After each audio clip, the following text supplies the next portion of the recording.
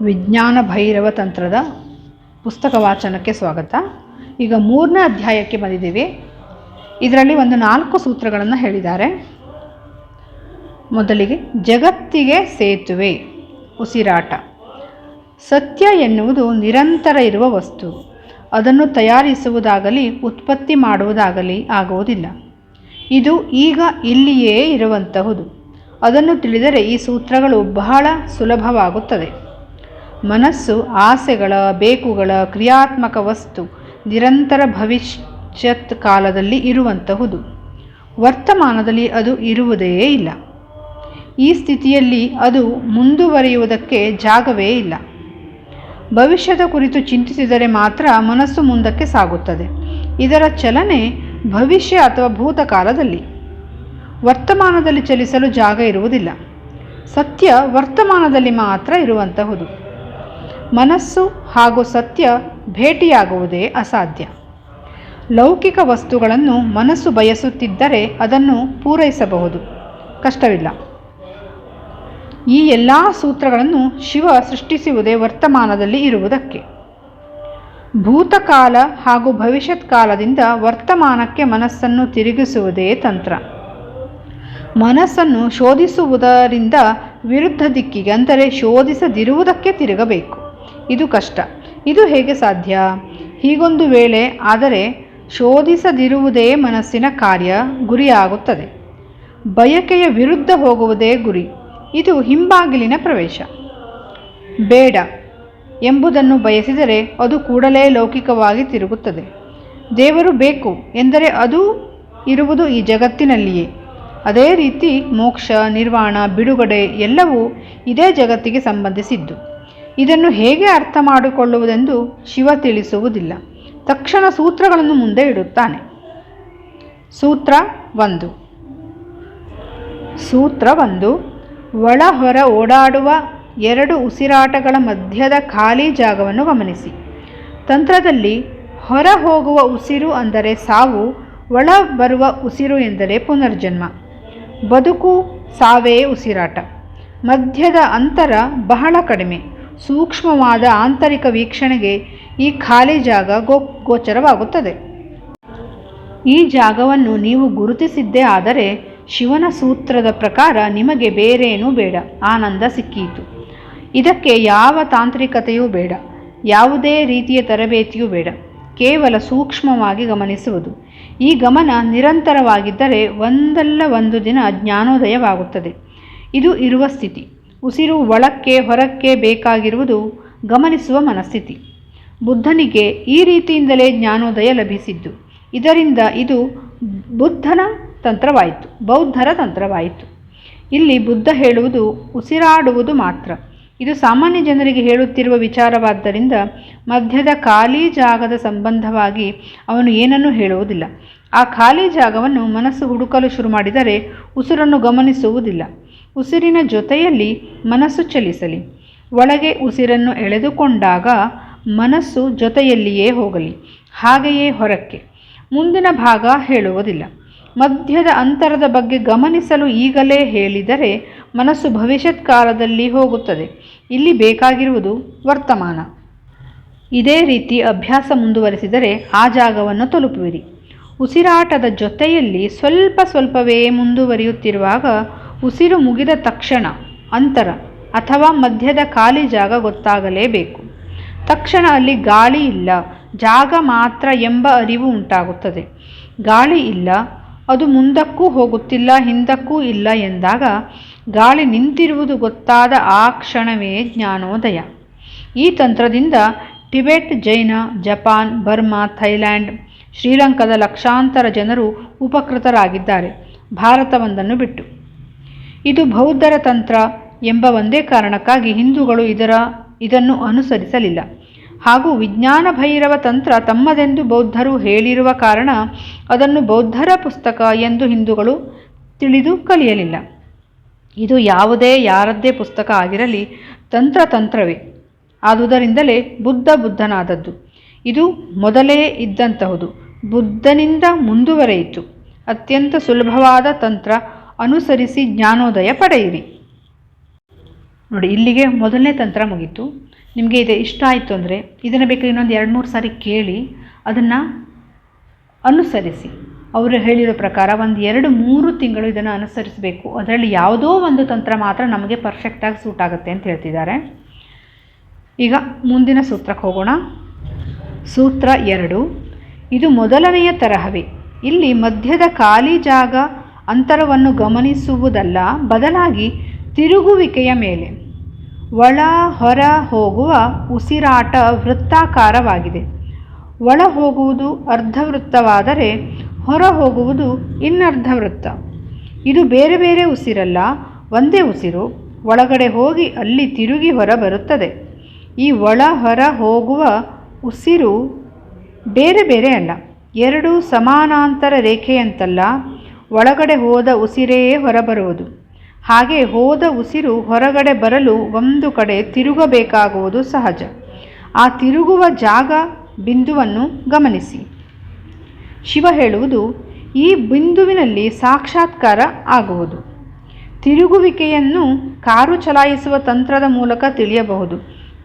ಕಾರಿನ ಗೇರನ್ನು ಪ್ರತಿ ಬಾರಿಯೂ ಬದಲಾಯಿಸಬೇಕಾದರೂ ಮಧ್ಯಕ್ಕೆ ಗೇರು ತಂದು ಬದಲಾಯಿಸಬೇಕಾಗುತ್ತದೆ. ಮಧ್ಯದ್ದು ಅಂದರೆ ಅದರಲ್ಲಿ ವಾಹನ ಮುಂದುವರಿಯುವುದಿಲ್ಲ, ತಟಸ್ಥ ಸ್ಥಿತಿ. ಇದೇ ಆ ತಿರುಗುವ ಬಿಂದು. ಆ ಮಧ್ಯದ ಸ್ಥಿತಿಯಲ್ಲಿಯೇ ಕಾರಿನ ಗೇರು 1ರಿಂದ 2ಕ್ಕೆ ಅಥವಾ 3ಕ್ಕೆ ತಿರುಗುವುದು. ಈ ತಟಸ್ಥ ಸ್ಥಿತಿಯಲ್ಲಿಯೇ ಗೇರು ತಿರುಗಲು ಸಾಧ್ಯ ಹಾಗೂ ತಿರುಗಿ ಮುಂದುವರಿಯಲು ಸಾಧ್ಯ. ಈ ತಟಸ್ಥ ಜಾಗದಲ್ಲಿ ನೀವು ದೇಹವೂ ಅಲ್ಲ, ಆತ್ಮವೂ ಅಲ್ಲ, ಶರೀರವೂ ಅಲ್ಲ, ಮಾನಸಿಕವೂ ಅಲ್ಲ.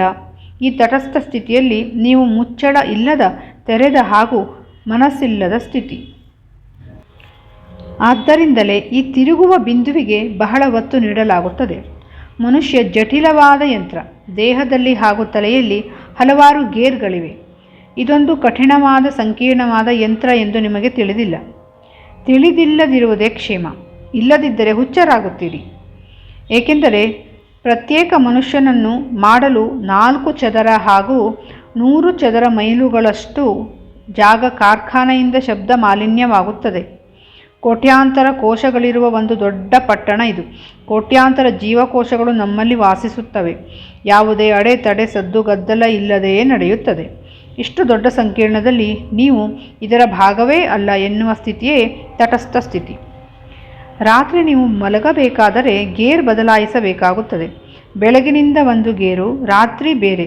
ಮೆದುಳಿನ ಬೇರೆ ಭಾಗ ಈಗ ಕೆಲಸ ಮಾಡುವುದು. ಇಲ್ಲಿ ತಟಸ್ಥ ಸ್ಥಿತಿ. ಇಲ್ಲಿ ತಿರುಗುವಿಕೆ. ಸುಮ್ಮನೆ ಕುಳಿತಿರುವಿರಿ. ಯಾರೋ ಕೋಪ ಬರಿಸಿದರು, ಗೇರ್ ಬದಲಾವಣೆ. ಯಾರೋ ಬೈದರು, ಉಸಿರಾಟದ ಬದಲಾವಣೆ. ರಕ್ತ ಚಲನೆ ಬದಲಾವಣೆ. ನಡುಕ, ಕೋಪ, ಬೇರೆ ಬೇರೆ ರಾಸಾಯನಿಕ ಬಿಡುಗಡೆ. ಎಷ್ಟೊಂದು ಗೇರುಗಳ ಬದಲಾವಣೆ ಗಮನಿಸಿ. ಕಾರು ನಿಂತಿದೆ, ಯಂತ್ರ ಶುರು ಮಾಡಿ. ಗೇರ್ ಹಾಕಬೇಡಿ, ತಟಸ್ಥ ಸ್ಥಿತಿ. ಯಂತ್ರ ನಡುಗುತ್ತಿದೆ, ಎಳೆಯುತ್ತಿದೆ, ಚಲನೆ ಇಲ್ಲ. ಬಿಸಿಯಾಗುತ್ತಿದೆ, ಚಲಿಸಬೇಕು, ಚಲಿಸುತ್ತಿಲ್ಲ. ಇದೇ ಕೋಪದ ಸ್ಥಿತಿ. ಗೇರ್ ಹಾಕಿ ಚಾಲನೆ ನೀಡುವಾಗ ಎಲ್ಲವೂ ಸುಲಭ. ಇದು ತಿರುಗುವ ಬಿಂದು ಅಥವಾ ಕೇಂದ್ರ. ಗಮನ ಬಹಳ ಪರಿಹರಿಸಬೇಕು. ನಮಗೆ ಈ ನೋಡುವ, ಗಮನಿಸುವ ಅಂಶ ಬಹಳ ಕಡಿಮೆ. ನೋಡಿ ಎಂದದ್ದನ್ನು ಸ್ವಲ್ಪ ನೋಡಿ ತಕ್ಷಣ ಗಮನ ಬೇರೆಡೆ ಹರಿಸುತ್ತೇವೆ. ಹೂವನ್ನು ಗಮನಿಸಲು 3 ನಿಮಿಷಗಳವರೆಗೆ ನೋಡಲು ಶಕ್ತರಾದರೆ ಅದೇ ಬದಲಾವಣೆ, ಜ್ಞಾನೋದಯ. ಅಷ್ಟರಲ್ಲಿ ನಮ್ಮ ಗಮನ ಹಲವೆಡೆ ಹರಿದಿರುತ್ತದೆ. 3 ನಿಮಿಷ ಯಾವುದೇ ಮಾತಿಲ್ಲದೆ, ವಿವರಣೆ ಇಲ್ಲದೆ ಶಾಂತ ಚಿತ್ತದಿಂದ ನೋಡಲು ಸಾಧ್ಯವಾಗಬೇಕು. ನಾವು ಸೂಕ್ಷ್ಮವಾಗಿ ಗಮನ ಹರಿಸಲು ಶಕ್ತರಲ್ಲ. ಅರಿವು ಇಲ್ಲ, ಜಾಗರೂಕತೆ ಇಲ್ಲ. ಪ್ರತಿ ಕ್ಷಣ ಮಂಗಗಳ ತರಹ ನೆಗೆಯುತ್ತೇವೆ ಒಂದು ವಸ್ತುವಿನಿಂದ ಮತ್ತೊಂದಕ್ಕೆ. ಯಾವುದೇ ಚಲನೆ ಇಲ್ಲದೆ ಕುಳಿತುಕೊಂಡು ಶೂನ್ಯ ಮನಸ್ಥಿತಿಯಲ್ಲಿ ಅಭ್ಯಾಸವನ್ನು ಮಾಡಿ ಎಂದು ಬುದ್ಧ ಪದೇ ಪದೇ ಹೇಳುತ್ತಾನೆ. ಜಪಾನಿನಲ್ಲಿ ಜಜೇನ್ ಎನ್ನುವ ಒಂದು ಧ್ಯಾನ ಪದ್ಧತಿ ಇದೆ. ಇಲ್ಲಿ ನೀವು ಏನನ್ನೂ ಮಾಡುವಂತಿಲ್ಲ, ಕುಳಿತಿರುವುದು, ಚಲನೆ ಇಲ್ಲ, ಬೊಂಬೆಯ ತರಹ, ಸತ್ತವರ ತರಹ ನಿಶ್ಚಲ. ನೀವು ನಿಶ್ಚಲವಾಗಿ ಈ ತಿರುಗುವ ಉಸಿರಾಟವನ್ನು ನೋಡಲು, ಗಮನಿಸಲು ಉದ್ಯುಕ್ತರಾದರೆ ಸಾಕು. ನೀವು ಅಂತರಾಳಕ್ಕೆ ಹಾಗೂ ಅತೀತದ ಕಡೆಗೆ ಸಾಗಬಹುದು. ಈ ತಿರುಗುವಿಕೆಗೆ ಯಾಕಿಷ್ಟು ಪ್ರಾಮುಖ್ಯತೆ ಎಂದರೆ, ಈ ಉಸಿರಾಟ ನಿಮ್ಮನ್ನು ಬೇರೆ ದಿಕ್ಕಿಗೆ ಸೆಳೆಯುತ್ತದೆ. ಒಳ ಬರುವ ಉಸಿರು ನಿಮ್ಮ ಸಂಪರ್ಕದಲ್ಲಿ ಇತ್ತು. ಹಾಗೆಯೇ ಹೊರ ಹೋಗುವ ಉಸಿರನ್ನು ಸಂಪರ್ಕದಲ್ಲಿ ಇರಿಸಿದ್ದೀರಿ. ನಡುವಿನ ತಿರುಗುವ ಈ ಜಾಗ ಸಂಪರ್ಕದಲ್ಲಿ ಇಲ್ಲ. ಅಲ್ಲಿ ಯಾವುದೇ ಸಂಪರ್ಕ ಈ ದೇಹಕ್ಕೆ ಉಸಿರಿನ ಜೊತೆ ಇಲ್ಲ. ಇಲ್ಲಿ ಚಲನೆ ಇಲ್ಲದೆ ಶೂನ್ಯ ಮನಸ್ಥಿತಿ. ಉಸಿರನ್ನು ನಿಲ್ಲಿಸಿದ ತಕ್ಷಣ ಗಮನಿಸಿ, ಮನಸ್ಸು ಯೋಚಿಸುವುದನ್ನು ನಿಲ್ಲಿಸಿಬಿಡುತ್ತದೆ. ಉಸಿರಾಟ ಇದ್ದರೆ ಮಾತ್ರ ಮನಸ್ಸು ಚಲಿಸುವುದು. ಉಸಿರನ್ನು ನಿಲ್ಲಿಸಿದ ಕೂಡಲೇ ಮನಸ್ಸು ಬಲವಂತವಾಗಿ ನಿಂತು ಕೆಲಸ ಮಾಡಲು ಆಗುವುದಿಲ್ಲ. ಈಗ ನೀವು ತಟಸ್ಥ ಗೇರ್ನಲ್ಲಿದ್ದೀರಿ.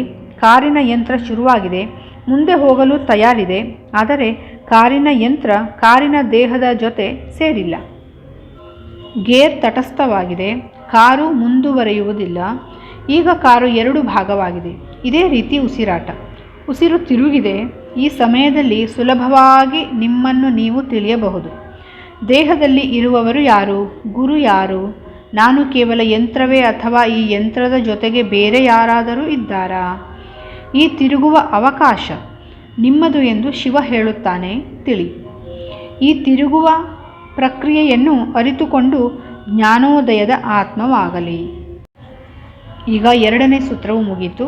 3ನೇ ಸೂತ್ರಕ್ಕೆ ಹೋಗೋಣ. 2 ಉಸಿರಿನ ಮಿಲನ ಕೇಂದ್ರವನ್ನು ಗಮನಿಸಿ. ದೇಹದಲ್ಲಿ ಪರಿಧಿ ಹಾಗೂ ಕೇಂದ್ರ ಎಂದು 2 ವಿಭಾಗಗಳಿವೆ. ಹೊರಗಿನ ದೇಹವೇ ಪರಿಧಿ, ಕೇಂದ್ರ ನಮಗೆ ಅರಿವಿಲ್ಲ. ಒಳಗೆ ತೆಗೆದುಕೊಂಡ ಉಸಿರು ಹೊರ ಹೋಗುವ ಉಸಿರಿನ ಜೊತೆಯಲ್ಲಿ ಬೆರೆತಾಗ ಆ ಸಮಯದಲ್ಲಿ ಇರುವ ಉಸಿರು ಯಾವುದೆಂದು ತಿಳಿಯುವುದಿಲ್ಲ. ಅದು ಹೊರಬರುತ್ತಿರುವ ಉಸಿರೋ ಅಥವಾ ಒಳಗಿರುವ ಉಸಿರೋ ಗೊತ್ತಾಗುತ್ತಿಲ್ಲ. ಅಲ್ಲಿ 2 ಉಸಿರು ಬೆಸುಗೆಯಾಗಿರುತ್ತದೆ. ಹೊರಬರುವ ಹಾಗೂ ಒಳಹೋಗುವ 2 ಉಸಿರುಗಳು ಸತ್ವಯುತವಾಗಿರುತ್ತದೆ. ಅಲ್ಲೇ ಬೆಸುಗೆ ಹೊಂದಿರುವ ಉಸಿರಿಗೆ ಸತ್ವ ಇರುವುದಿಲ್ಲ. ಚಲನೆ ಇಲ್ಲದೆ ಮೌನವಾಗಿ ಇರುವ ಈ ಉಸಿರಿನ ಬಿಂದುವೇ ಕೇಂದ್ರ. ಬೆಸುಗೆ ಹೊಂದಿರುವ ಒಳ ಹೊರಗಿನ ಉಸಿರೇ ನಮ್ಮ ಕೇಂದ್ರ. ಝೆನ್ ಹಾಗೂ ತಾವೋ ಗುರುಗಳು ಹೇಳುವಂತೆ ಕೇಂದ್ರ ನಮ್ಮ ತಲೆಯಲ್ಲ, ಹೊಕ್ಕಳು. ಉಸಿರು ಹೊಕ್ಕಳನ್ನು ಮುಟ್ಟಿ ಹೊರ ಹೋಗುತ್ತದೆ. ನಾವು ಸಂಪೂರ್ಣವಾಗಿ ಉಸಿರಾಡುತ್ತಿಲ್ಲ. ಈ ಉಸಿರು ಕೇಂದ್ರದ ಸಂಪರ್ಕ ಪಡೆಯುತ್ತಿಲ್ಲ. ಮಕ್ಕಳ ನಿದ್ದೆಯನ್ನು ಗಮನಿಸಿ. ಅವರು ಉಸಿರಾಡುವುದು ಹೊಟ್ಟೆಯಿಂದ. ಇದರಿಂದಲೇ ಆನಂದ ಸ್ಥಿತಿಯಲ್ಲಿ ಇರುತ್ತಾರೆ. ಎಲ್ಲ ಸಮಯದಲ್ಲೂ ಭೂತ ಭವಿಷ್ಯತ್ ಕಾಲದ ಪರಿವೇ ಇಲ್ಲದೆ ವರ್ತಮಾನದ ಸ್ಥಿತಿಯಲ್ಲಿ ಶಕ್ತಿಯುತವಾಗಿ ಸತ್ವಪೂರ್ಣವಾಗಿ ನಿಶ್ಶಕ್ತಿ ಇಲ್ಲದೆ ಆಟವಾಡಿಕೊಂಡಿರುತ್ತಾರೆ. ಮಕ್ಕಳು ಕೋಪಗೊಂಡರೂ ಸಹ ಅವರ ಆ ಸ್ಥಿತಿಯನ್ನು ನೋಡಲು ಸುಂದರವಾಗಿರುತ್ತದೆ. ಕೋಪವು ಪರಿಪೂರ್ಣವಾಗಿರುತ್ತದೆ. ಕೋಪ ಹಾಗೂ ಸೌಂದರ್ಯ ಎರಡೂ ಒಟ್ಟಿಗೆ ಇರಲು ಅಸಾಧ್ಯ. ನೀವು ಪ್ರೀತಿ ಕೊಡುವಾಗಲೂ ಗಮನಿಸಿ, ಕುರೂಪರಾಗಿರುತ್ತೀರಿ. ನೀವು ಏನೇ ಮಾಡಿದರೂ ಅದರಲ್ಲಿ ಪರಿಪೂರ್ಣತೆ ಇಲ್ಲದೆ ಇದ್ದಲ್ಲಿ ಕೋಪ, ಪ್ರೀತಿ ಎಲ್ಲವೂ ಕುರೂಪವೇ. ಅರ್ಧ ನಿಮ್ಮಲ್ಲಿ ಇಟ್ಟುಕೊಂಡು ಇನ್ನರ್ಧ ಮಾತ್ರ ಕೊಡಲು ಉದ್ಯುಕ್ತರಾಗುತ್ತೀರಿ. ನಮ್ಮ ಉಸಿರಾಟ ಕ್ಷೀಣವಾಗಿದೆ. ನಾವು ಉಸಿರಾಡುವುದೇ ಎದೆಯಿಂದ, ಹೊಟ್ಟೆಯಿಂದಲ್ಲ. ಉಸಿರು ಕೇಂದ್ರವನ್ನು ತಲುಪುವುದೇ ಇಲ್ಲ. ನಮ್ಮ ಚಿಂತನೆ, ಕೋಪ, ಪ್ರೀತಿ ಎಲ್ಲವೂ ಭೂತಕಾಲಕ್ಕೆ ಸಂಬಂಧಪಟ್ಟಿರುವುದರಿಂದಲೇ ಉಸಿರಾಟವೂ ಸಹ ಕ್ಷೀಣವಾಗಿರುತ್ತದೆ. ಸೌಂದರ್ಯ ಇರುವುದಿಲ್ಲ, ಪರಿಪೂರ್ಣತೆ ಇಲ್ಲ. ನೀವು ಪರಿಪೂರ್ಣರಾಗಲು ಹೆದರುತ್ತೀರಿ. ನೀವು ಗೌಪ್ಯ. ಆದ್ದರಿಂದ ಹೊರಗೆ ಬರಲು ನಿಮಗೆ ಅಸಾಧ್ಯ. ಪ್ರೀತಿಸಿದವರಿಗೆ ಆಗಲಿ ಯಾರಿಗಾದರೂ ಆಗಲಿ ಸಂಪೂರ್ಣ ಸಮರ್ಪಣೆ ಇಲ್ಲ. ಇದರಿಂದಲೇ ನಿಮ್ಮ ಉಸಿರು ಕ್ಷೀಣ. ಸ್ವಲ್ಪವೇ ಉಸಿರಾಡುತ್ತೀರಿ. ಪೂರ್ಣ ಉಸಿರಾಟ ಇಲ್ಲ, ಗೊತ್ತೇ ಇಲ್ಲ. ಎಲ್ಲವೂ ಸ್ವಲ್ಪವೇ, ಗರಿಷ್ಠ ಮಿತಿ ತಲುಪುವುದೇ ಇಲ್ಲ. ಪೂರ್ಣತೆ ಇದ್ದರೆ ಜೀವನ ತುಂಬಿ ತುಳುಕುತ್ತದೆ. ಇದರ ನ್ಯೂನ್ಯತೆಯಿಂದ ನೀವು ನೀವಾಗಲು ಅಸಾಧ್ಯ. ಒಬ್ಬ ಒಳ್ಳೆಯ ಗಂಡನಾಗಿರಲು, ಹೆಂಡತಿಯಾಗಿರಲು ಸಾಧ್ಯವಿಲ್ಲ. ತುಂಬಿ ತುಳುಕುವುದರ ಅರ್ಥ ನಿಮ್ಮನ್ನು ನೀವು ಮೀರುವುದು. ಪ್ರೀತಿಯು ತುಂಬಿ ತುಳುಕುತ್ತಿದೆ ಎಂದರೆ ನೀವು ವಿಶ್ವಪ್ರೇಮಿಯಾಗುವಿರಿ. ಎಲ್ಲ ಕಡೆಯಿಂದಲೂ ಎಲ್ಲರಿಗೂ ಈ ಪ್ರೀತಿಯನ್ನು ಹಂಚಬಲ್ಲಿರಿ. ಇದರಲ್ಲಿ ತಾರತಮ್ಯವಿಲ್ಲ. ಕನಿಷ್ಠ ಪ್ರೀತಿಯಿಂದ ಗರಿಷ್ಠ ಮಿತಿಗೆ ಹೋಗುವುದನ್ನು ಎಲ್ಲರೂ ಅನುಭವಿಸಿರುವರು. ಯಾವುದಾದರೂ ಬೆಟ್ಟದ ತುದಿಗೆ ಹೋಗಿ ನೋಡಿ, ಬಹಳ ಹಗುರತನವನ್ನು ಅನುಭವಿಸುವಿರಿ. ಆಕಾಶವೇ ಕೈಗೆ ಬಂದಂತೆ ಅನ್ನಿಸುತ್ತದೆ. ದೀರ್ಘವಾದ ಉಸಿರನ್ನು ತೆಗೆದುಕೊಳ್ಳುವಿರಿ. ಆನಂದ ಎನ್ನಿಸುತ್ತದೆ. ಬೆಟ್ಟದ ಮೇಲೆ ಇಂತಹ ಆನಂದ ಸಿಕ್ಕಿತು ಎಂದಲ್ಲ, ದೀರ್ಘವಾದ ಉಸಿರನ್ನು ಎಳೆದುಕೊಂಡದ್ದರಿಂದ ಹಾಗೆ ಆಗುವುದು. ಹಾಗೂ ಆ ಸಮಯದಲ್ಲಿ ನೀವು ನಿಮ್ಮ ಉಸಿರಿನ ಕೇಂದ್ರವನ್ನು ತಲುಪಿದ್ದರಿಂದ ಆಯಿತು. ಈ ನಗರೀಕರಣ ನಿಮ್ಮನ್ನು ಭಯದಲ್ಲಿಟ್ಟಿದೆ. ನೀವು ನಿಮ್ಮನ್ನು ಎಲ್ಲ ವಿಧದಲ್ಲಿ ಕಡಿವಾಣ ಹಾಕಿದ್ದೀರಿ. ಈ ಭಯದಿಂದ ಆನಂದವಾಗಿ ಸಂಗೀತ ಹಾಡುವುದಕ್ಕೂ ಯಾರು ಏನೆಂದುಕೊಳ್ಳುತ್ತಾರೋ ಎಂಬುವುದರಿಂದ ನೀವು ಹಿಂಜರಿಯುತ್ತೀರಿ. ಅದೇ ರೀತಿ ನೀವು ಆನಂದವಾಗಿ ಕಿರುಚುವುದಿಲ್ಲ, ಕೂಗುವುದಿಲ್ಲ, ಕುಣಿಯುವುದಿಲ್ಲ. ಪೊಲೀಸರು, ಪ್ರವಚನಕಾರರು, ನೀತಿ ಹೇಳುವವರು, ಮೇಲಧಿಕಾರಿಗಳು ಎಲ್ಲರೂ ನಿಮಗೆ ಆನಂದವಾಗಿರಲು, ನೀವು ನೀವಾಗಿರಲು ಅಡ್ಡಗಟ್ಟಿರುತ್ತಾರೆ. ಇವರೆಲ್ಲರೂ ನಿಮ್ಮ ಕೇಂದ್ರ ಪರಿಪೂರ್ಣವಾಗುವುದಕ್ಕೆ ಅಡ್ಡಿ ಆತಂಕಗಳು. ಈ ಬೆಟ್ಟ, ಈ ಕಾಡು ನಿಮಗೆ ಬೃಹತ್ತಾದ ವಿಶ್ರಾಂತಿಯನ್ನು ಕೊಡುತ್ತದೆ. ಕಾಡಿಗೆ ನೀವೊಬ್ಬರೇ, ಆಕಾಶಕ್ಕೆಲ್ಲ ನೀವೇ ನೀವು. ಇದು ನೀವು ನಿಮ್ಮ ಕೇಂದ್ರ ತಲುಪುವಂತೆ ಮಾಡಿ. ದೀರ್ಘವಾದ ಉಸಿರನ್ನು ಅಲ್ಲಿಗೆ ಮುಟ್ಟಿಸಿ. ಆನಂದವಾಗಿ ಮನಸ್ಸೋ ಇಚ್ಛೆ ಕಿರುಚುವಂತೆ, ಕುಣಿಯುವಂತೆ ಮಾಡುತ್ತದೆ. ಇದು ಕೇವಲ 3 ದಿನಗಳು ಮಾತ್ರ. ಮುಗಿಯಿತು ನಿಮ್ಮ ಆನಂದ. ಮನೆಗೆ ಪತ್ರ ಬರೆಯುತ್ತೀರಿ. ನಗರ ನಿಮ್ಮನ್ನು ಕರೆಯುತ್ತಿದೆ. ಮತ್ತೆ ಅದೇ ಜೈಲಿನ ಜೀವನ. ಗಟ್ಟಿಯಾಗಿ ಮಾತನಾಡಲು ಅಶಕ್ಯ. ಶಿವ ಹೇಳುವಂತೆ ಪ್ರತಿ ಕ್ಷಣ ನೀವು ದೀರ್ಘವಾದ ಉಸಿರನ್ನು ತೆಗೆದುಕೊಳ್ಳುತ್ತಿದ್ದರೆ ಕೇಂದ್ರವನ್ನು ತಲುಪುವುದು ಕಷ್ಟವಲ್ಲ, ನಗರೀಕರಣವೇ ತೊಂದರೆ. ನಾಗರಿಕತೆ ಜನಜೀವನವನ್ನು, ಜೀವನ ಪದ್ಧತಿಯನ್ನು ಅದುಮಿಟ್ಟಿದೆ. ತನಗೆ ಬೇಕಾದಂತೆ ವರ್ತಿಸಲು ಆಗುತ್ತಿಲ್ಲ. ಲೈಂಗಿಕತೆಯನ್ನು ಎಲ್ಲಿರುವವರೆಗೆ ಮುಚ್ಚಿಡುವಿರೋ ಅವನು ಉಸಿರಾಡುವುದು ಕಷ್ಟ. ಹೊಟ್ಟೆಯ ತನಕ ಉಸಿರಾಟದಿಂದ ಕೇಂದ್ರವನ್ನು ತಲುಪದಿದ್ದರೆ ಲೈಂಗಿಕ ಅಂಗಗಳಿಗೆ ಅದು ಶಕ್ತಿಯನ್ನು ಕೊಡುವುದಿಲ್ಲ. ನಗರೀಕತೆ ಅದರ ವಿಚಾರ ಮಾತಾಡಲು ಅವಕಾಶ ಕೊಡುವುದಿಲ್ಲ. ನಾಗರಿಕತೆ ಅದರ ವಿಚಾರ ಮಾತಾಡಲು ಅವಕಾಶ ಕೊಡುವುದಿಲ್ಲ. ಮಕ್ಕಳು ಅಂಗಗಳನ್ನು ಮುಟ್ಟಿದರೆ ಭಯುತ್ತೀರಿ. ಗಮನಿಸಿ, ಮಕ್ಕಳಿಗೆ ಅಂಗಗಳನ್ನು ಮುಟ್ಟಬೇಡ ಎಂದಾಕ್ಷಣ ಅವುಗಳ ಉಸಿರಾಟವು ಕ್ಷೀಣವಾಗುತ್ತದೆ. ಹೊಟ್ಟೆಯ ಕೆಳಗಿನ ಭಾಗ ದೇಹದ ಕೆಳಭಾಗವಷ್ಟೇ ಅಲ್ಲದೆ ಮೌಲ್ಯದ ದೃಷ್ಟಿಯಿಂದಲೂ ಅದು ಹೀನ ಭಾಗ ಎನಿಸಿಕೊಂಡಿದೆ. ತಲೆಯ ಭಾಗದವರೆಗೂ ಉಸಿರಾಡುವುದನ್ನು ಕಲಿತರೆ ಈ ಕೆಳಗಿನ ಲೈಂಗಿಕತೆಯೇ ಮರೆತು ಹೋಗುತ್ತದೆ. ಹೃದಯದ ಮೇಲ್ಭಾಗದಿಂದ ತಲೆಯ ತನಕ ಉಸಿರಾಡಿ. ಅದು 7ನೆಯ ಚಕ್ರ ಸಹಸ್ರಾರವನ್ನು ತಲುಪುತ್ತದೆ. ಕೆಳಗಡೆ ಬರಲೇಬೇಡಿ. ನೀವು ಕೆಳಗಡೆ ಬಂದಷ್ಟು ಕೇಂದ್ರಕ್ಕೆ ಹತ್ತಿರವಾಗುತ್ತೀರಿ. ಈ ಕೇಂದ್ರವು ಲೈಂಗಿಕ ಕೇಂದ್ರಕ್ಕೆ ಹತ್ತಿರ ಇದೆ. ಉಸಿರಾಟ ಮೇಲಿಂದ ಕೆಳಗಡೆ ಚೈತನ್ಯದಾಯಕ, ಕೆಳಗಿನಿಂದ ಮೇಲೆ ಲೈಂಗಿಕತೆ. ಉಸಿರಾಟ ಹಾಗೂ ಲೈಂಗಿಕತೆ ಎರಡೂ ಶಕ್ತಿಗಳು ಚಲಿಸುತ್ತವೆ. ಉಸಿರಾಟ ಮೇಲಿನ ದೇಹದ್ದು, ಲೈಂಗಿಕತೆ ಕೆಳಗಿನ ದೇಹದ್ದು. ಈ ಎರಡರ ಮಿಲನ ಹೊಸ ಜೀವನ, ಜೀವವಿಜ್ಞಾನ. ಲೈಂಗಿಕತೆಗೆ ಭಯಪಡುವುದಾದರೆ ಈ ಅಂತರವನ್ನು ಕಾಪಾಡಿ. ಉಸಿರಾಟದ ಮಿಲನ ಬೇಡ. ನಾಗರಿಕ ಮಾನವ ಬೀಜ ಇಲ್ಲದವನು, ನಿರ್ವೀರ್ಯ ವ್ಯಕ್ತಿ. ಆದ್ದರಿಂದಲೇ ಉಸಿರಾಟದ ವಿಚಾರ ಗೊತ್ತಿಲ್ಲ. ಇದರಿಂದಲೇ ಈ ಸೂತ್ರವನ್ನು ಅರ್ಥ ಮಾಡಿಕೊಳ್ಳಲು ಕಷ್ಟ. ಶಿವ ವಿಪರ್ಯಾಸ, ವಿರೋಧಾಭಾಸದ ಮಾತುಗಳನ್ನು ತಿಳಿಸುತ್ತಾನೆ. ಶಕ್ತಿಗುಂದಿದ, ಶಕ್ತಿ ತುಂಬಿದ ಎನ್ನುತ್ತಾನೆ. ಶಕ್ತಿಗುಂದಿದ ಎಂದರೆ ದೇಹ ಹಾಗೂ ನಿಮ್ಮ ಮನಸ್ಸು ಇದಕ್ಕೆ ಶಕ್ತಿಯನ್ನು ಕೊಡಲು ಆಗುವುದಿಲ್ಲ. ಶಕ್ತಿ ತುಂಬಿದ ಎಂದರೆ ಚೈತನ್ಯ ಶಕ್ತಿಯು, ನೈಸರ್ಗಿಕ ಚೈತನ್ಯ ಶಕ್ತಿ ಅದಕ್ಕೆ ಶಕ್ತಿಯನ್ನು ಕೊಡುತ್ತದೆ. ಇದರಿಂದ ಇದು ಶಕ್ತಿ ತುಂಬಿದ. ಈ ದೇಹದಿಂದ ಬರುವ ಶಕ್ತಿ ಗಾಡಿಗೆ ಪೆಟ್ರೋಲ್ ಇದ್ದ ಹಾಗೆ. ನೀವು ಊಟ ನೀರು ಸೇವಿಸದೇ ಇದ್ದರೂ 3 ದಿನಗಳು ಈ ದೇಹವನ್ನು ಶಕ್ತಿಯುತವಾಗಿ ಇಟ್ಟಿರಬಹುದು. ಕೇಂದ್ರ ಇದರಿಂದ ಶಕ್ತಿಯನ್ನು ಪಡೆಯುತ್ತಿಲ್ಲ. ಇದರಿಂದ ಇದು ಶಕ್ತಿಗುಂದಿದ. ಇದು ನೀವು ಸೇವಿಸುವ ಊಟದ ಮೇಲೆ ಅವಲಂಬಿತವಾಗಿಲ್ಲ. ಒಳ ಹೋಗುವ ಹೊರ ಹೋಗುವ ಉಸಿರಾಟ ಎಲ್ಲಿ ಬೆಸುಗೆಯಾಗುವುದೋ ಅದೇ ಕೇಂದ್ರ, ಅಲ್ಲಿಂದನೇ ಜ್ಞಾನೋದಯ. ಇಲ್ಲಿಗೆ 3 ಸೂತ್ರಗಳು ಮುಗಿತು. 4ನೇ ಸೂತ್ರವನ್ನು ನೋಡೋಣ. ಈ ಸೂತ್ರ ಅಪವಿತ್ರರಿಗೆ ಸಿಗುವುದಿಲ್ಲ. ಹಾಗಾದರೆ ಯಾರು ಪವಿತ್ರರು? ನಿಮಗೆ ಸಾಧ್ಯವಿಲ್ಲ, ನೀವು ಅಭ್ಯಾಸ ಮಾಡಲು ಆಗುವುದಿಲ್ಲ. ಆದರೆ ಯಾವಾಗಲಾದರೂ ಒಮ್ಮೆ ಇದನ್ನು ಅನುಭವಿಸಬಹುದು. ವಾಹನವನ್ನು ಚಲಾಯಿಸುತ್ತಿದ್ದರೆ ಇನ್ನೇನು ಅಪಘಾತವಾಯಿತು ಎಂದು ಅನ್ನಿಸಿದ್ದಲ್ಲಿ ಒಳಗಿರುವ ಉಸಿರು ಒಳಗೆಯೇ ಇರುತ್ತದೆ, ಅಥವಾ ಹೊರಗಿರುವ ಉಸಿರು ಹೊರಗೆ ಇರುತ್ತದೆ. ಉಸಿರು ಎಲ್ಲಿದೆಯೋ ಅಲ್ಲಿಯೇ ನಿಲ್ಲುತ್ತದೆ. ಯಾವುದೂ ನೆನಪಾಗುವುದಿಲ್ಲ. ನಿಮ್ಮ ಬ್ಯಾಂಕಿನಲ್ಲಿರುವ ಹಣ, ಮರ್ಯಾದೆ, ನಿಮ್ಮ ಹೆಸರು ಎಲ್ಲವೂ ತಕ್ಷಣ ಆವಿಯಾಗುತ್ತದೆ. ಕಾರು ಡಿಕ್ಕಿ ಹೊಡೆಯಿತು. ಸಾವಿನ ಹತ್ತಿರ ಅನ್ನುವಷ್ಟರಲ್ಲಿ ಮಧ್ಯ ಒಂದು ಘಳಿಗೆ ಉಸಿರು ಸ್ವಲ್ಪ ನಿಲ್ಲುವುದು. ಅಪವಿತ್ರರಿಗೂ ಇದೇ ರೀತಿ ಸಾಧ್ಯ. ಈ ಕ್ಷಣದಲ್ಲಿ ಇದರ ಅರಿವು ನಿಮಗಾದರೆ ಗುರಿಯನ್ನು ತಲುಪಿದ್ದೀರಿ ಎಂದರ್ಥ. ಜ್ಞಾನೋದಯದ ಗುರಿ ತಲುಪಿತು ಎಂದೇ ಅರ್ಥ. ಜೆನ್ ಸನ್ಯಾಸಿಗಳು ಈ ಪದ್ಧತಿಯನ್ನು ಜಪಾನಿನಲ್ಲಿ ಬಹಳ ಪ್ರಯತ್ನ ಪಟ್ಟಿದ್ದಾರೆ. ಈ ಪದ್ಧತಿ ಆಶ್ಚರ್ಯಕರ ರೀತಿಯಲ್ಲಿ ಇರುತ್ತದೆ. ಕಲ್ಪನೆಗೂ ಮೀರಿದ ಸಂಗತಿಗಳು ಇದರಿಂದಾಗಿವೆ. ಯಾವುದೇ ಕಾರಣವಿಲ್ಲದೆ ಶಿಷ್ಯರನ್ನು ಮನೆಯಿಂದ ಹೊರಗೆ ಹಾಕಿ ಕೈಗೆ ಸಿಕ್ಕಿದ್ದನ್ನು ತೆಗೆದುಕೊಂಡು ಹೊಡೆಯುವುದು. ನಾನು ಗುರುಗಳನ್ನು ಕೆಟ್ಟ ಮಾತುಗಳಿಂದ ಬೈದೆ, ಅದಕ್ಕೆ ಅವರು ನನ್ನನ್ನು ಹೊಡೆಯುತ್ತಿದ್ದಾರೆ ಎಂಬುದಕ್ಕೆ ಅರ್ಥ ಇದೆ. ಇಲ್ಲಿ ಕಾರಣವಿಲ್ಲದೆ ಹೊಡೆದಾಗ ಅರ್ಥವಾಗದೆ ಉಸಿರು ಕ್ಷಣಕಾಲ ನಿಲ್ಲುತ್ತದೆ. ಇದೊಂದು ತಂತ್ರ. ಕೆಟ್ಟ ಮಾತುಗಳಿಂದ ಗುರುಗಳನ್ನು ಬೈದಾಗ ಗುರುಗಳು ನಗುವುದಕ್ಕೆ ಶುರು ಮಾಡುತ್ತಾರೆ. ನೀವು ಬೈಯುತ್ತಿರುವಿರಿ, ಅವರು ನಗುತ್ತಿದ್ದಾರೆ.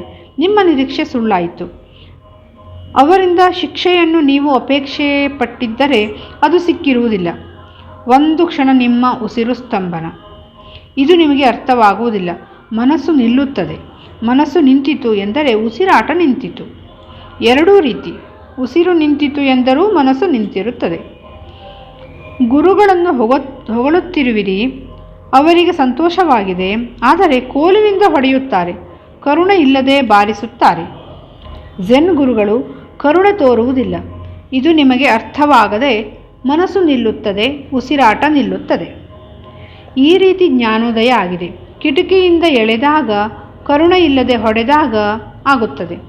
ಇದು ಅರ್ಥವಾಗಬೇಕಾದರೆ ಈ ತಂತ್ರದ ವಿಚಾರವನ್ನು ಸ್ವಲ್ಪ ತಿಳಿಯಬೇಕು. ಶಿವಸೂತ್ರದ 4ನೇ ತಂತ್ರವನ್ನು ಅನುಸರಿಸಿ ಈ ಝೆನ್ ಪದ್ಧತಿಯನ್ನು ಮಾಡಿದ್ದಾರೆ. ಇಂದು ಜಪಾನಿನಿಂದ ನಾವು ಈ ಝೆನ್ ತಂತ್ರವನ್ನು ಆಮದು ಮಾಡಿಕೊಳ್ಳಬೇಕಾಗಿದೆ. ಇದು ನಮ್ಮ ದುರಾದೃಷ್ಟ. ಇಡೀ ಪದ್ಧತಿಯೇ ನಮ್ಮಲ್ಲಿ ನಾಶವಾಗಿದೆ. ಶಿವ ಈ ತಂತ್ರದಲ್ಲಿ ಎಲ್ಲರಿಗಿಂತ ಉನ್ನತವಾಗಿದ್ದಾನೆ. ದೇವಿಯನ್ನು ಮದುವೆಯಾಗಲು ಶಿವ ಮೆರವಣಿಗೆಯಲ್ಲಿ ಬಂದಾಗ ಇಡೀ ಜನಜೀವನವೇ ಈ ಒಂದು ಕ್ಷಣದ ಉಸಿರಾಟ ಸ್ತಂಭನ ಪಡೆಯಿತು. ದೇವಿಯ ತಂದೆಗೆ ಈ ಮದುವೆ ಇಷ್ಟವಿರಲಿಲ್ಲ. ಈ ಹಿಪ್ಪಿಯ ಜೊತೆ ಹೇಗೆ ಮದುವೆ ಮಾಡುವುದು ಎಂದಿದ್ದ. ಆದರೆ ಮಗಳ ಬಲವಂತಕ್ಕೆ ಮದುವೆಗೆ ಒಪ್ಪಿದನು. ಮೆರವಣಿಗೆ ಬಂದಿತು. ಎಲ್ಲ ಜನರು ದಿಕ್ಕಾಪಾಲಾಗಿ ಓಡಿದರು. ಶಿವನ ಬಂಟರೆಲ್ಲರೂ ಮರಿಜುನ ತೆಗೆದುಕೊಂಡವರಿಗಿಂತ ಮಿಗಿಲಾಗಿ ಮತ್ತಿನಲ್ಲಿ ಇದ್ದರು. ಇದು ಮತ್ತಿನ ಆರಂಭ. ಇನ್ನು ಅಮಲು ಜಾಸ್ತಿಯಾಗಲೆಂದು ಅವರು ಸೋಮರಸವನ್ನು ಕುಡಿದಿದ್ದರು. ಆ ಕುಣಿತ, ಚೀರಾಟ, ಕೂಗಾಟ, ನಗು ಎಲ್ಲವೂ ಮಿತಿಮೀರಿದ್ದು. ಈ ರೀತಿಯ ತಕ್ಷಣದ ಅರಿವಿರದ ನಂಬಲ ಸಾಧ್ಯವಾದ ಸಂಗತಿಗಳು ಒಂದು ಕ್ಷಣದ ತಡೆಯನ್ನು ಅಪವಿತ್ರರಿಗೆ ಕೊಡುತ್ತದೆ. ಪವಿತ್ರರಲ್ಲಿ ಯಾವಾಗಲೂ ಈ ತಡೆ ನಿರಂತರ ಇರುತ್ತದೆ. ನಿಮ್ಮ ಮನಸ್ಸು ಆಸೆ ಪಟ್ಟಿದ್ದರೆ, ಬೇಕುಗಳು ಇಲ್ಲದಿದ್ದಾಗ, ತೀವ್ರ ಬಯಕೆಗಳು ಇರದಿದ್ದಾಗ, ಮೌನದಲ್ಲಿ, ಮುಗ್ಧತೆಯಲ್ಲಿ ಸುಮ್ಮನೆ ಕುಳಿತಿದ್ದಾಗ ಈ ತಡೆ ಉಂಟಾಗುತ್ತದೆ. ಮನಸ್ಸಿನ ಚಲನೆ ಉಸಿರಾಟದ ಚಲನೆಯ ಮೇಲೆ ಅವಲಂಬಿತವಾಗಿರುತ್ತದೆ. ಮನಸ್ಸು ತೀವ್ರಗತಿಯಲ್ಲಿ ಇದ್ದರೆ ಉಸಿರಾಟದ ವೇಗವು ಹೆಚ್ಚಿರುತ್ತದೆ. ಇದರಿಂದಲೇ ಕೋಪದಲ್ಲಿ ನಿಮ್ಮ ಉಸಿರಾಟ ತೀವ್ರ, ಲೈಂಗಿಕ ಕ್ರಿಯೆಯಲ್ಲಿಯೂ ಉಸಿರಾಟ ತೀವ್ರವಾಗಿರುತ್ತದೆ. ಆಯುರ್ವೇದದಲ್ಲಿ ಹೇಳಿರುವಂತೆ ಲೈಂಗಿಕ ಕ್ರಿಯೆ ಹೆಚ್ಚಾದಷ್ಟು ಆಯಸ್ಸು ಕಡಿಮೆಯಾಗುತ್ತದೆ. ಆಧುನಿಕ ವೈದ್ಯರ ಪ್ರಕಾರ ಲೈಂಗಿಕ ಕ್ರಿಯೆ ರಕ್ತ ಪರಿಚೀಲನೆ ಪರಿಪೂರಕ. ಈ ಕ್ರಿಯೆ ಹೆಚ್ಚಾದಷ್ಟು ಒಳ್ಳೆಯದು ಎನ್ನುತ್ತಾರೆ. ಲೈಂಗಿಕತೆಯು ಮನಸ್ಸನ್ನು ಹಗುರಗೊಳಿಸುತ್ತದೆ. ಅದರ ಅದುಮುವಿಕೆಯಿಂದ ತೊಂದರೆಯಾಗುತ್ತದೆ. ಈ ಎರಡು ವಾದಗಳು ಸರಿಯಾಗಿವೆ. ಆಯುರ್ವೇದ 5000 ವರ್ಷದ ಹಿಂದೆ ಆವಿಷ್ಕಾರವಾದದ್ದು. ಆಗ ಮನುಷ್ಯ ತನ್ನ ಕೆಲಸವನ್ನು ಯಂತ್ರಗಳ ಸಹಾಯವಿಲ್ಲದೆ ಮಾಡುತ್ತಿದ್ದ. ರಕ್ತ ಚಲನೆಗೆ ಪ್ರತ್ಯೇಕ ಏನು ಮಾಡಬೇಕಾಗಿರಲಿಲ್ಲ. ಈಗ ಮೈ ಮುರಿದು ಕೆಲಸ ಮಾಡದವರಿಗೆ ಲೈಂಗಿಕ ಕ್ರಿಯೆಯೇ ಕೆಲಸ, ಬೇರೆ ಶ್ರಮ ಇಲ್ಲ. ಆದುದರಿಂದ ಆಧುನಿಕ ವೈದ್ಯರು ಕ್ರಿಯೆ ಸರಿ ಎಂದದ್ದು. ಈ ಕ್ರಿಯೆಯಲ್ಲಿ ಹೃದಯ ಬಡಿತ ಜಾಸ್ತಿ ಆಗುತ್ತದೆ, ರಕ್ತ ಸಂಚಾರ ಸುಗಮವಾಗುತ್ತದೆ, ಮನಸ್ಸು ಹಗುರವಾಗಿ ಆನಂದವಾಗಿ ನಿದ್ರೆ ಬರುತ್ತದೆ, ಉಸಿರಾಟ ತೀವ್ರವಾಗಿ ಕೇಂದ್ರವನ್ನು ಮುಟ್ಟುತ್ತದೆ. ಲೈಂಗಿಕ ಕ್ರಿಯೆ ಹಾಗೂ ಕೋಪದಲ್ಲಿ ಉಸಿರಾಟವು ತೀವ್ರವಾಗುತ್ತದೆ. ಲೈಂಗಿಕ ಕ್ರಿಯೆಯಲ್ಲಿ ಮನಸ್ಸು ಆಸೆಯಿಂದ, ದುರಾಸೆಯಿಂದ, ಅಸೂಯೆಯಿಂದ, ಅಶುದ್ಧ ಭಾವನೆಯಿಂದ ತುಂಬಿರುತ್ತದೆ. ಮನಸ್ಸು ಪವಿತ್ರವಾಗಿರುವಾಗ, ಯಾವುದೇ ಬೇಕು ಇಲ್ಲದಾಗ ತಿಳಿಯಾದ ಮುಗ್ಧ ಸರೋವರದಂತೆ ಇದ್ದಾಗ ಉಸಿರಾಟ ನಿಲ್ಲುತ್ತದೆ. ಈ ಸ್ಥಿತಿಯಲ್ಲಿ ನಾನು ಇರುವುದಿಲ್ಲ, ಜ್ಞಾನೋದಯ ಆಗುತ್ತದೆ. ಇಲ್ಲಿಗೆ 4 ತಂತ್ರಗಳು ಮುಗಿಯಿತು. ಮುಂದಿನ ಅಧ್ಯಾಯದಲ್ಲಿ ಮತ್ತೊಂದಿಷ್ಟು ತಂತ್ರಗಳಿವೆ, ಅದನ್ನು ಮುಂದಿನ ಭಾಗದಲ್ಲಿ ನೋಡೋಣ.